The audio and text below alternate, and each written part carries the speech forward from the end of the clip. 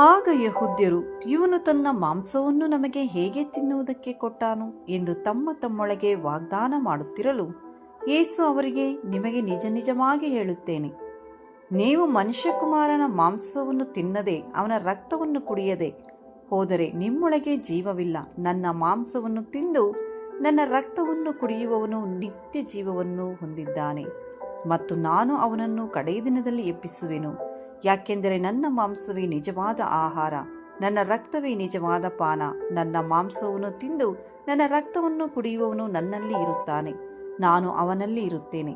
ಜೀವಸ್ವರೂಪನಾದ ತಂದೆಯು ನನ್ನನ್ನು ಕಳುಹಿಸಿಕೊಟ್ಟಿರಲಾಗಿ ನಾನು ತಂದೆಯಿಂದ ಜೀವಿಸುತ್ತೇನೆ.